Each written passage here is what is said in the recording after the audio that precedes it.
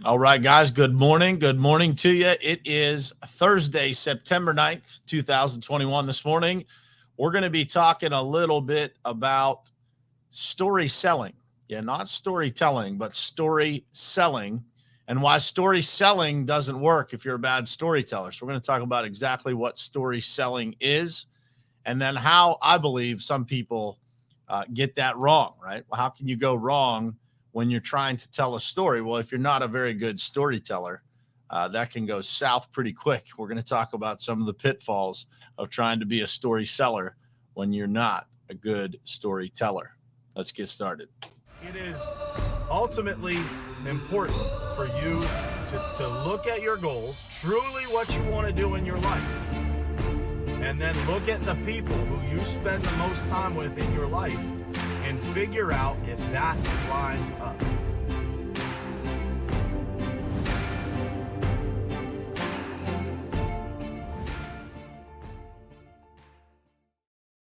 All right, what's happening, guys? Happy Thursday to you. I hope it's a beautiful day where you are in the country. My girl Tammy Clark on here early as usual from the West Coast, man. Up early out there all the time, Tammy. I appreciate you. Good morning, John, Gary, Curtis. What's happening, guys? Thanks for being here.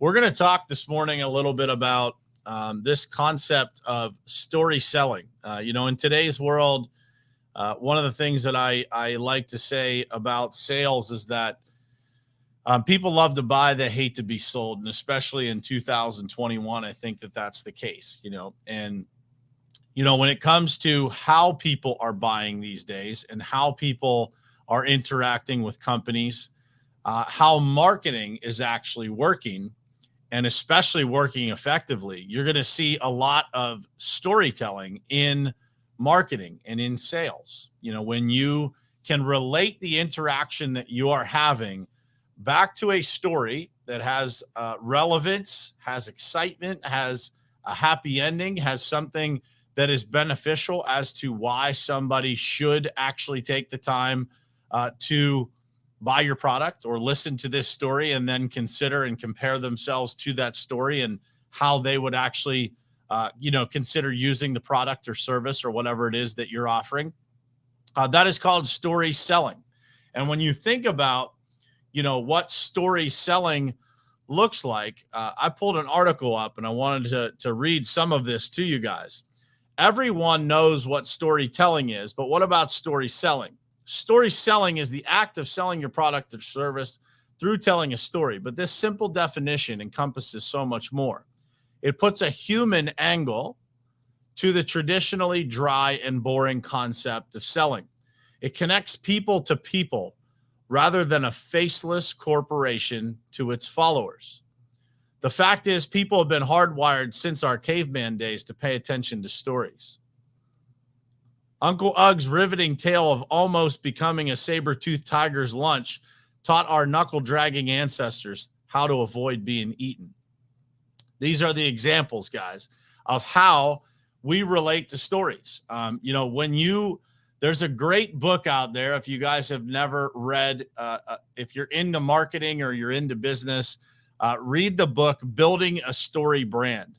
And that's going to tell you all about how really the idea of storytelling is really great for marketing. When you merge those two together and you create story selling, it is one of the most effective ways that you can use to promote your product without feeling like a pushy salesperson. But when you get into story selling and you get into these environments where, story selling is really a great advantage, where you're interacting with customers that are buying into that or that prefer that. What if you're a bad storyteller? And what does a bad storyteller look like? Well, I'm going to give you a couple different examples. Woven into the story is always a pushy sales tactic or a manipulative approach to telling the story. That's one. And you've seen these people, they're very easy to pick out. The story just doesn't seem believable, right? There's an underlying momentum towards you buying whatever it is that they're selling. The second thing that I think people that are bad storytellers do is that they make it all about them. The story is all about them. You know, one of the funny quotes that I use all the time is, enough talking about me. Let's talk about you. What do you think about me? Anybody ever run into one of those people? I run into them all the time, and I just kind of chuckle because, you know, they talk and talk and talk about themselves to the point that, you know, everybody is just kind of, whether they're physically rolling their eyes or not, they're definitely rolling their eyes in their head. And so when it comes down to story selling, you know, the key to it is to learn how to tell a good story. And so that book, Building a Story Brand, is definitely a great way to figure out exactly how to not just structure your brand in the right way, but to be able to tell an effective story. And when you tell an effective story, you will actually be able to hold someone's attention for an extended period of time. That book actually breaks down how Hollywood is able to keep our attention for 90 or 120 minutes or beyond in some cases. There's longer movies than that, by telling stories with certain components in them. And so if you can learn how to be a great storyteller, the art of story selling becomes one of your greatest assets.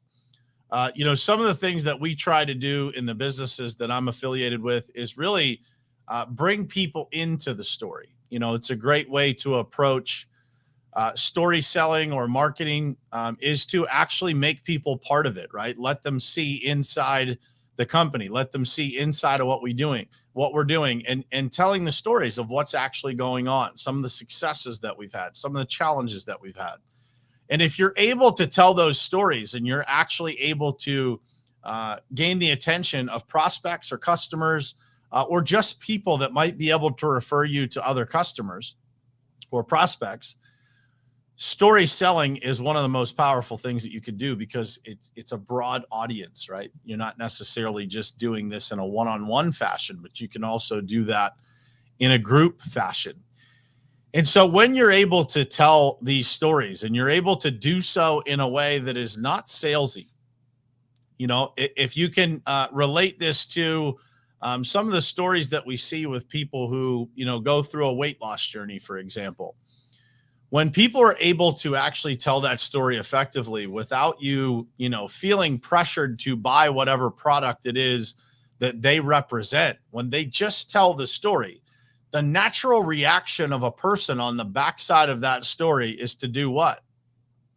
Is to say, what exactly do you do? And how would I get connected to the program or the solution that this particular person used? Now, again, it's not going to be 100% of the time. Not everyone is going to be a potential prospect for you.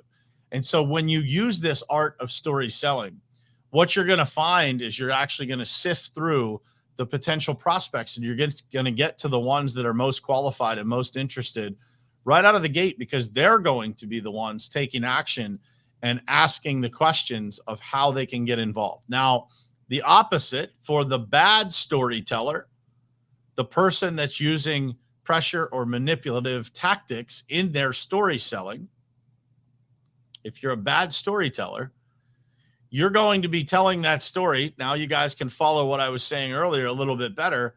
You're going to be telling that story with 100% intent of pitching your product, of pitching whatever it is that you are selling at the end of it. And it doesn't work, guys.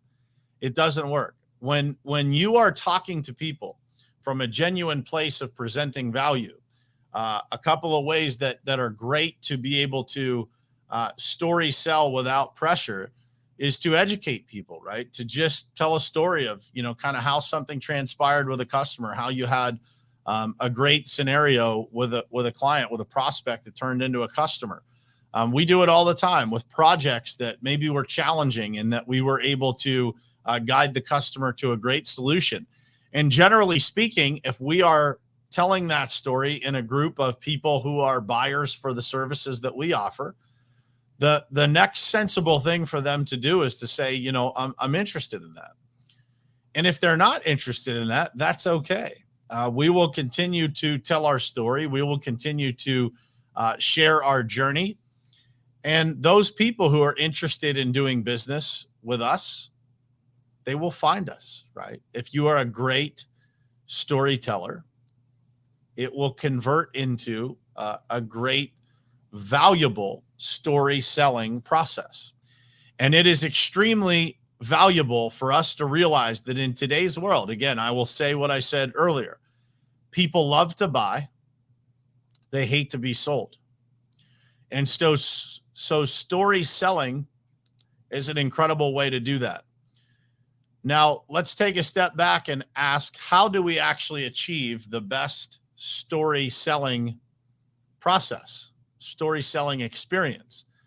Well, the first thing that we have to do is we have to be able to understand who it is that we're trying to interact with. And so the more that we know about the company, the person, the person on the other side of the table from us, the better we can do, the better we can craft the story to make it effective for them, to make it connect with them, to actually be able to unlock not just the logical side of things for them to be able to move forward, but also through story selling, really the biggest impact is the emotional side. If we're able to tell a great story about how this might be able to impact somebody, it's very difficult for them to not, be motivated to take action.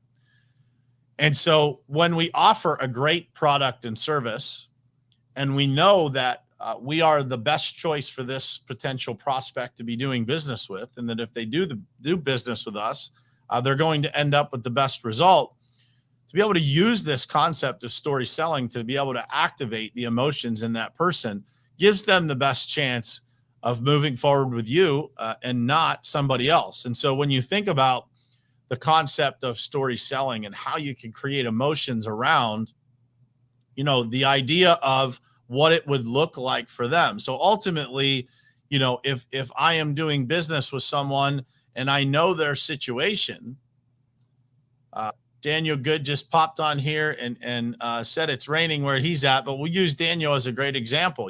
I know Daniel's situation and I know what's valuable to Daniel. So if I can craft a story that helps him see why, making a particular decision in his business or in his life would make his life and what I know is important to him better, it's able to really activate that motivation to move forward, to really consider that, right? And so by using an effective story selling process where we understand the customer, we're able to create and craft a story and an experience that just makes sense to them. It really takes what we all know as selling out of the equation. It takes sitting down and being able to have a conversation, being able to tell somebody a story, and it leads to a successful conclusion 95% of the time, right? If that person is an actual qualified prospect, meaning are they ready to move forward in some way with your product or service?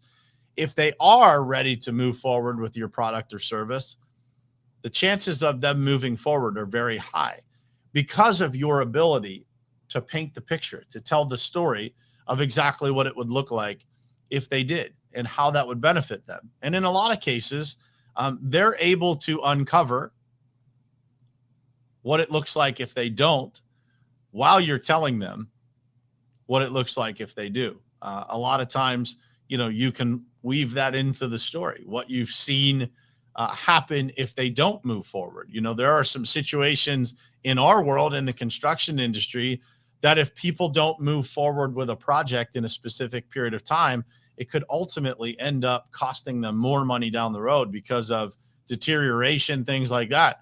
And so those are important parts of the story that we have to share with our prospects, because they're not necessarily educated. They don't know all of those things. And that's why they've asked us, the experts, the professionals, to give our opinion.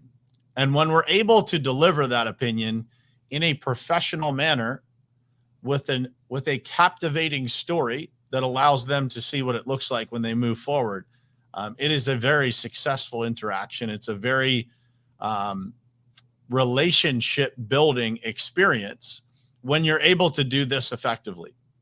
Now, again, let me remind you what it looks like when somebody is a bad storyteller. When somebody's a bad storyteller, first of all, the other person's not going to get the point. They're going to be confused.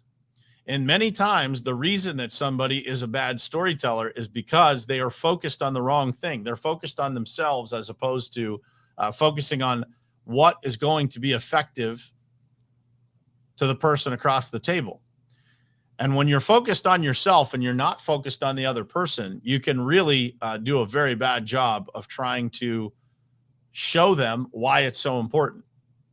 And so I urge you today to think about, do you, if you're in a sales position, do you come from a place of service? Are you focused on the person that's sitting across from you more than you are focused on what the impact is on you? Because if you're constantly focused on the other person, you're always going to come out on top.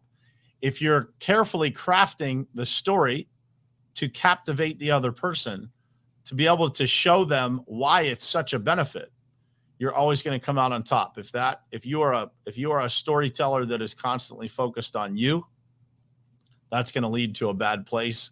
And you're going to lead to you being frustrated and the person on the other side of the table, because they're going to feel manipulated. They're going to feel like they're being sold, and they're going to feel like they're being marketed to in a manipulative fashion. And that is the worst thing that you can possibly do in business. If you are a person that is, constantly trying to educate, present value, tell stories that are beneficial to the customer and prospect, you're going to come out on top all the time. And you're going to build a really, really successful business. And you're going to have long-standing relationships that last the test of time. And we are blessed in all of the businesses that I am involved in of having, some customers that just last the test of time. They never leave us. We rarely lose a customer. I don't think we've lost one at the payment group since we started. And that's a very exceptional thing to be able to say that after a handful of years here, we have yet to lose a customer. We've yet to have a customer that didn't return to do business with us. And it starts and ends with how you treat the customer through that process up front. So I hope this episode was helpful to you guys. Think about that concept of story selling. You can Google story selling and you can learn quite a bit about it. But if you can master this craft of story selling and really storytelling, you're going to be very successful in any aspect of business and any aspect of life, down to, and I always use the same analogies, but down to getting your children to listen to you. If you can tell captivating stories, your children will listen to you more, your spouse will listen to you more, and you will have, just every aspect of your life will get better and better. And you'll make more money, you'll feel more fulfilled, you'll have better relationships, people will trust you more.